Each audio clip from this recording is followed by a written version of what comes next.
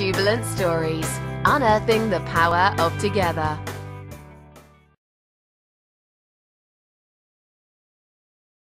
You never know what's coming up here at the Salvation Army. That's the wonderful thing about it. I mean, we have all sorts of things happen. I mean, for instance, today, this afternoon, I'm off to a funeral where one of our young drug users and alcoholic lad, he died.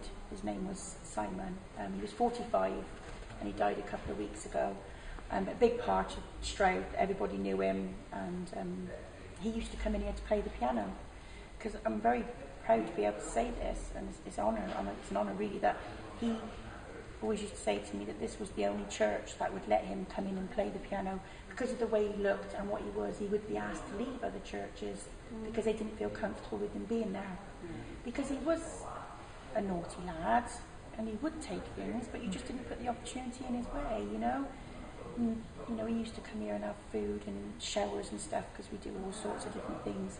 But the year I've been here, well, 16 months, has been the most adventurous 16 months I've ever had in my life. You know, we deal with alcoholics, drug users, homeless people, people with learning difficulties, people that are just generally going through a tough time, depression. I mean, it's like Mandy, for instance. Mandy came over and knocked on the door, I think it was September time of last year, and wanted to come and volunteer. And I hope she don't mind me saying, but she was going through a really tough time. She had a nervous breakdown because things had gone wrong at work. And if you could see how Mandy has grown in the last year, I mean, she comes here 5 times a week and helps me. I wouldn't manage some days without her. And the way she is with the clients, she takes the old ladies to the toilet and helps them out of the car. And she is a completely different girl, and I'm sure most of you sat around this circle will agree with me that Mandy has come such a long way, and she's given her heart to Jesus as well. So, you know, she's everything. We've got a whole lot, if it wasn't for the Salvation Army and the way they welcomed me in the Forest of Dean with Vivian, and gave me the opportunity to do the things that, you know, that she gave me to do, I wouldn't be where I am today. Because when I joined church and Vivian came into my life all those years ago, she opened her hands and said to me one day, right, what would you like to do? What are the kind of things you would like to do? And I'm like, well, I'm really passionate about old people. Could I start a coffee morning? And yeah, she encouraged me, and it just grew. It started off like a little bud, and it grew into this beautiful big rose. And that lunch club and the coffee morning is still going there. Encourage people.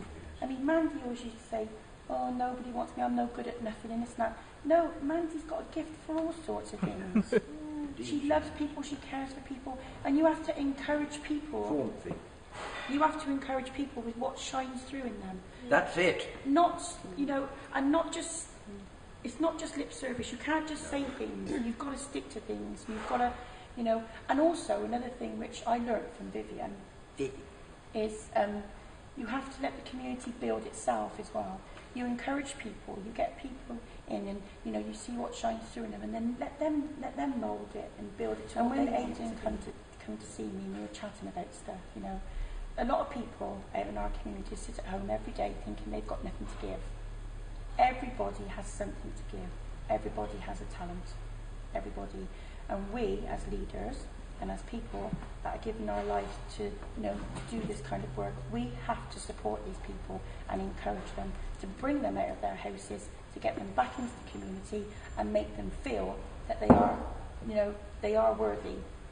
Everybody is worthy of something.